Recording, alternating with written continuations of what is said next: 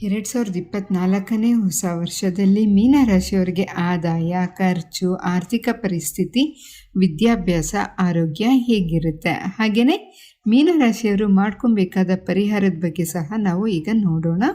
ಈ ವರ್ಷ ಮೀನರಾಶಿಯವರಿಗೆ ಆದಾಯ 11, ಖರ್ಚು 5. ಈ ವರ್ಷ ಆದಾಯ ತುಂಬ ಅಂದರೆ ತುಂಬಾ ಅತ್ಯದ್ಭುತವಾಗಿರುತ್ತೆ ಅಂತಲೇ ಹೇಳ್ಬೋದು. ನೀವು ಎಷ್ಟು ಆದಾಯ ಮಾಡ್ಕೊತೀರೋ ಅಷ್ಟೇ ಉಳಿತಾಯ ಸಹ ಈ ವರ್ಷ ನೀವು ಮಾಡ್ಕೊತೀರಿ. ಈ ವರ್ಷ ನೀವು ಹೊಸ ಹೂಡಿಕೆಗಳನ್ನು ಸಹ ಮಾಡ್ತೀರಿ, ಅದರಲ್ಲೂ ಸಹ ಲಾಭವನ್ನು ಸಹ ಕಾಣ್ತೀರಿ. ಹಿಂದಿನ ವರ್ಷಕ್ಕೆ ಹೋಲಿಕೆ ಮಾಡಿಕೊಂಡ್ರೆ ಈ ವರ್ಷ ಆದಾಯ ತುಂಬ ಅಂದರೆ ತುಂಬಾ ಚೆನ್ನಾಗಿದೆ ಅಂತಲೇ ಹೇಳ್ಬೋದು. ಜನವರಿಯಿಂದ ಏಪ್ರಿಲ್ ತಿಂಗಳವರೆಗೆ ಗುರುವು ನಿಮ್ಮ ಮನೆಯಿಂದ 2ನೇ ಮನೆಯಲ್ಲಿ ಸಂಚಾರ ಮಾಡ್ತಾ ಇರೋದ್ರಿಂದ ನೀವು ಒಳ್ಳೆ ಲಾಭವನ್ನು ನೋಡ್ತೀರಿ. ಗುರುವಿನ ಆಶೀರ್ವಾದ ನಿಮಗೆ ಹೇರಳವಾಗಿ ಸಿಗುತ್ತೆ ಅಂತಲೇ ಹೇಳ್ಬೋದು. ನಿಮಗೆ ಈ ವರ್ಷ ಪ್ರತಿಷ್ಠೆ, ಆದಾಯ ಎರಡೂ ಸಹ ಹೆಚ್ಚಾಗುತ್ತೆ. ಆಕಸ್ಮಿಕ ದುಡ್ಡಿನ ಪ್ರವಾಹ ಸಹ ಈ ಸಲ ನಿಮಗೆ ಸಿಗುತ್ತೆ. ಹಿಂದೆ ಏನಾದ್ರು ನಿಂತೋಗಿದ್ರೆ ಕೆಲಸಗಳು, ಆ ಕೆಲಸಗಳು ಈ ವರ್ಷ ಸುಗಮವಾಗಿ ಆ ಕೆಲಸವನ್ನು ನೀವು ಸರಳವಾಗಿ ಆ ಕೆಲಸವನ್ನು ಪೂರ್ತಿ ಮಾಡ್ತೀರಿ. ಇನ್ನು ಉದ್ಯೋಗ ವಿಚಾರಕ್ಕೆ ಬಂದರೆ ಉದ್ಯೋಗದಲ್ಲಿ ನಿಮ್ಮ ಘನತೆ ಹೆಚ್ಚಾಗುತ್ತೆ. ಮೇಲಧಿಕಾರಿಗಳ ಬೆಂಬಲ, ಸಪೋರ್ಟ್ ಪೂರ್ತಿಯಾಗಿ ನಿಮಗೆ ಸಿಗುತ್ತೆ. ಪ್ರಮೋಷನ್ ಸಹ ಸಿಗೋ ಅವಕಾಶಗಳು ಹೆಚ್ಚಾಗಿ ಗೋಚರಿಸ್ತಾ ಇದೆ. ಇನ್ನು ವಿದೇಶಕ್ಕೆ ಹೋಗೋ ಅವಕಾಶಗಳು ಸಹ ಬರುತ್ತೆ, ಅದನ್ನು ನೀವು ಮಿಸ್ ಮಾಡ್ಕೊಬೇಡಿ. ಇನ್ನು ವ್ಯಾಪಾರ ಮಾಡೋರಿಗೆ ಈ ವರ್ಷ ಹೇಗಿದೆ ಅಂತ ನೋಡೋದಾದರೆ, ವ್ಯಾಪಾರ ಮಾಡೋರಿಗೂ ಸಹ ಒಳ್ಳೆ ಅನುಕೂಲವಾದ ಸಮಯ ಅಂತಲೇ ಹೇಳ್ಬೋದು. ಈ ವರ್ಷ ಒಳ್ಳೆ ನೀವು ಲಾಭವನ್ನು ಕಾಣ್ತೀರಿ. ನಿಮ್ಮ ವ್ಯಾಪಾರವನ್ನು ನೀವು ವಿಸ್ತಾರ ಮಾಡ್ಕೊತೀರಿ. ಶನಿದೇವರು 12ನೇ ಮನೆ ಸಂಚಾರ ಮಾಡ್ತಾ ಇರೋದ್ರಿಂದ ನಿಮಗೆ ಒಳ್ಳೆಯದೇ ಆಗುತ್ತೆ. ಆದರೆ ಒಂದಲ್ಲಿ ಮಾತ್ರ ನೀವು ತುಂಬಾ ಹುಷಾರಾಗಿರಬೇಕಾಗತ್ತೆ. ಏನು ಅಂದರೆ ಆರೋಗ್ಯದಲ್ಲಿ ಏರುಪೇರಾಗೋ ಸಾಧ್ಯತೆಗಳು ತುಂಬಾ ಹೆಚ್ಚು. ಆದ್ದರಿಂದ ನೀವು ಆರೋಗ್ಯದ ಕಡೆ ತುಂಬಾ ಹೆಚ್ಚಾಗಿ ನೀವು ಗಮನವನ್ನು ಹರಿಸ್ಬೇಕಾಗತ್ತೆ. ಹಾಗೆಯೇ ಈ ವರ್ಷ ನಿಮಗೆ ಮಾನಸಿಕ ಒತ್ತಡ ತುಂಬಾ ಹೆಚ್ಚಾಗ್ಬೋದು. ಆದ್ದರಿಂದ ನೀವು ಹೆಚ್ಚಾಗಿ ಧ್ಯಾನವನ್ನು ಮಾಡಿದ್ರೆ ಒಳ್ಳೆಯದು. ರಾಹುಕೇತುವಿನ ಪ್ರಭಾವ ನಿಮಗೆ ಸ್ವಲ್ಪ ಅನಾನುಕೂಲವನ್ನು ಉಂಟು ಮಾಡ್ಬೋದು. ಈ ವರ್ಷದ ಮಧ್ಯದಲ್ಲಿ ಆಗಾಗ ಸಮಸ್ಯೆಗಳು ಎದುರಾಗ್ತಲೇ ಇರುತ್ತೆ, ಅದನ್ನು ನೀವು ಧೈರ್ಯದಿಂದ ನಿಭಾಯಿಸಿ. ಇನ್ನು ಕುಟುಂಬ ವಿಚಾರ ನೋಡೋದಾದರೆ ಕುಟುಂಬದಲ್ಲಿ ಪರಸ್ಪರ ಸಂಬಂಧ ಚೆನ್ನಾಗೇ ಇರುತ್ತೆ, ಆದರೆ ಆಗಾಗ ಮಾತ್ರ ಸ್ವಲ್ಪ ಕಿರಿಕಿರಿ ಬರ್ತಾ ಇರುತ್ತೆ.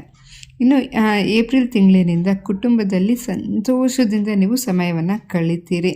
ಇನ್ನೊಂದೇನು ಗೊತ್ತಾ, ನಿಮಗೆ ನಿಮ್ಮ ಅಭಿವೃದ್ಧಿಗೆ ನಿಮ್ಮ ಕುಟುಂಬದವರ ಪೂರ್ತಿ ಪ್ರೋತ್ಸಾಹ, ಬೆಂಬಲ ಪೂರ್ತಿಯಾಗಿ ನಿಮಗೆ ಸಿಗುತ್ತೆ. ಮನೆಯಲ್ಲಿ ಶುಭ ಕಾರ್ಯಗಳು ನೆರವೇರುತ್ತೆ.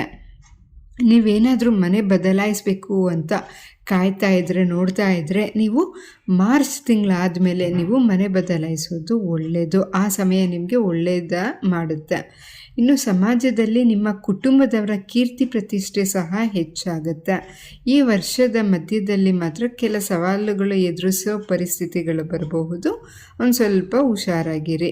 ಇನ್ನು ಪ್ರೀತಿಸೋರಿಗೆ ಜನವರಿ ತಿಂಗಳಿನಲ್ಲಿ ತುಂಬಾ ಜಾಗೃತೆಯಿಂದ ಇರಬೇಕಾಗುತ್ತೆ. ದಂಪತಿಗಳು ಯಾವುದಾದ್ರೂ ಒಂದು ಕಾರಣಕ್ಕೆ ನೀವೇನಾದರೂ ದೂರ ಆಗಿದ್ದರೆ ಈ ವರ್ಷ ದೇವರ ಅನುಗ್ರಹದಿಂದ ನೀವು ಒಂದಾಗ್ತೀರಿ. ನಂತರ ಒಳ್ಳೆ ಕಾರ್ಯಗಳನ್ನು ಮಾಡ್ತೀರಿ, ಅದು ನಿಮಗೆ ಶುಭವನ್ನು ತಂದುಕೊಡುತ್ತೆ.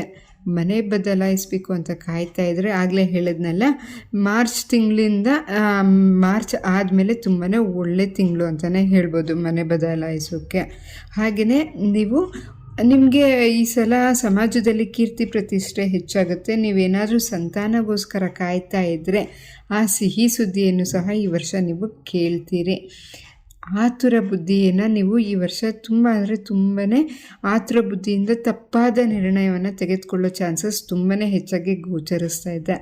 ಆದ್ದರಿಂದ ನೀವೇನಾದರೂ ಮುಖ್ಯವಾದ ನಿರ್ಣಯನ ತೆಗೆದುಕೊಬೇಕು ಅಂದರೆ ನೀವು ಒಂದಕ್ಕಿಂತ ಹೆಚ್ಚು ಸಲ ಆಲೋಚನೆ ಮಾಡಿ ನಿರ್ಣಯವನ್ನು ತೆಗೆದುಕೊಳ್ಳೋದು ನಿಮಗೆ ತುಂಬಾ ಉತ್ತಮ ಅನ್ಬೋದು. ಈ ವರ್ಷ ನೀವು ರೈಟ್ ಡಿಸಿಷನ್ ತೆಗೆದುಕೊಳ್ಳಲು ತುಂಬಾ ಕಷ್ಟಪಡ್ತೀರಿ. ನೀವೇ ಬೇರೆಯವ್ರು ಯಾರೂ ಪ್ರಾಬ್ಲಮ್ಸನ್ನ ತಂದುಕೊಡೋದಿಲ್ಲ, ನಿಮಗೆ ನೀವೇ ಪ್ರಾಬ್ಲಮ್ಸನ್ನು ತಂದುಕೊತೀರಿ. ವರ್ಷದ ಮೊದಲಾರ್ಧದಲ್ಲಿ ಕೊನೆಯಲ್ಲಿ ಅಕ್ಟೋಬರ್ ತಿಂಗಳಾದ ಮೊದಲ ವಾರದಲ್ಲಿ ಬುಧನು ಕನ್ಯಾ ರಾಶಿಯಲ್ಲಿ ಉಚ್ಚ ಸ್ಥಾನದಲ್ಲೇ ಇರೋದ್ರಿಂದ ತುಂಬ ಮುಖ್ಯವಾದ ನಿರ್ಣಯಗಳನ್ನು ಈ ತಿಂಗಳಿನಲ್ಲೇ ನೀವು ತೆಗೆದುಕೊಳ್ಳೋದು ಉತ್ತಮ.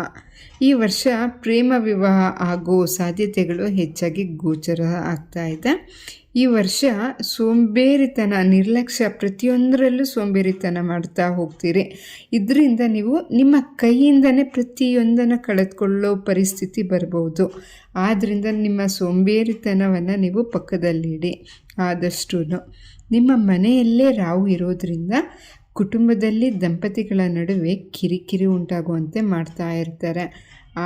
ಆದ್ದರಿಂದ ತುಂಬಾ ಹುಷಾರಾಗಿ ನೀವು ಇರಬೇಕಾಗುತ್ತೆ. ಅತಿಯಾಗಿ ಆಲೋಚನೆ ಮಾಡೋದ್ರಿಂದ ನಿಮಗೆ ಮಾನಸಿಕ ಒತ್ತಡ ತುಂಬಾ ಹೆಚ್ಚಾಗುತ್ತೆ. ಇದರಿಂದ ಆರೋಗ್ಯದಲ್ಲಿ ಏರುಪೇರಾಗೋ ಸಾಧ್ಯತೆಗಳು ಹೆಚ್ಚಾಗಿ ಆಗುತ್ತೆ.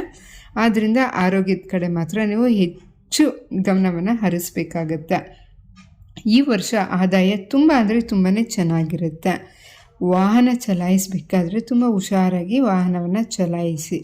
ಈ ವರ್ಷ ಮೀನರಾಶಿಯವರು ಮಾಡಬೇಕಾದ ಪರಿಹಾರ ಏನು ಅಂದರೆ, ರಾಹುಕಾಟ ಇರೋದರಿಂದ ನೀವು ಪ್ರತಿದಿನ ನೀವು ದುರ್ಗಾ ಸ್ತುತಿಯನ್ನು ಪಠಿಸಿ ಎಲ್ಲ ಒಳ್ಳೆಯದಾಗುತ್ತೆ.